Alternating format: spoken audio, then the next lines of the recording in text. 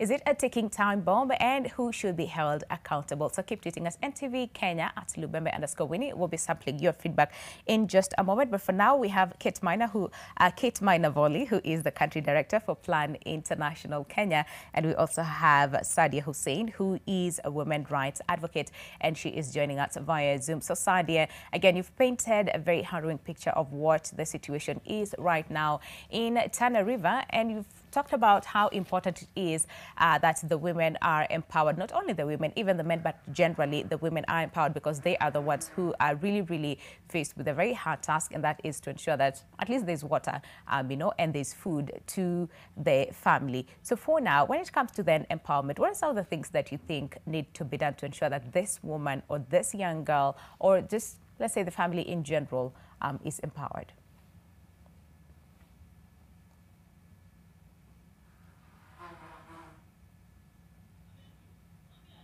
Sadia, could you please unmute? Sorry. Right. Okay. Can you hear me? Yes, we can. Go ahead. Okay, first of all, we really need to have to train the community on alternative source of livelihood. We don't need to depend on just livestock, on just farming. At some point, when floods come, crops are swept away, even the livestock cannot get what the kind of pasture they want.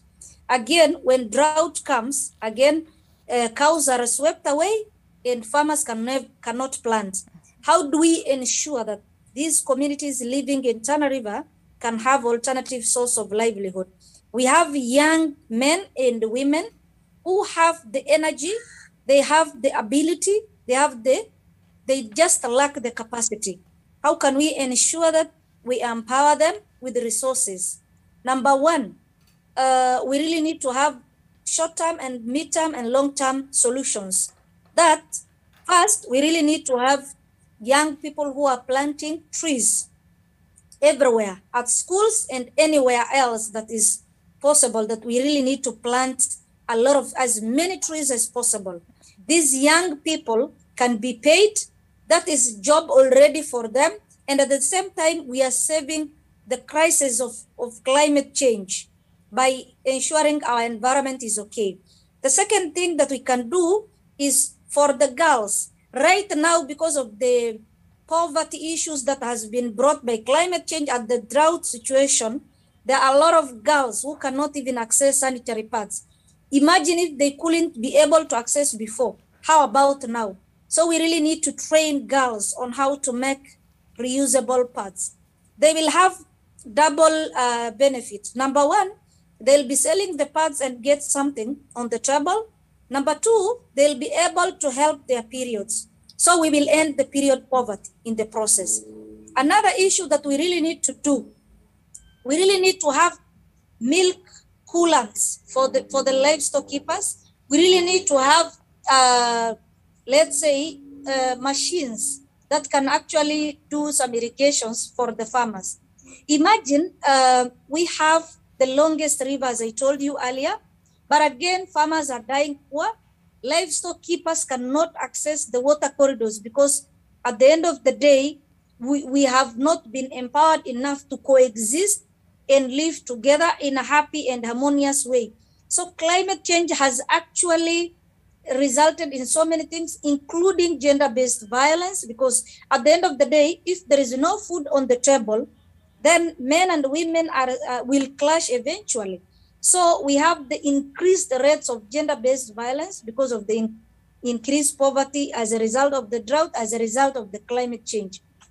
Yeah. So in short, we really need to have thorough capacity building for the communities, both young men and women, not just women. Because at the end of the day, we really need to ensure that these men also understand their roles and responsibilities.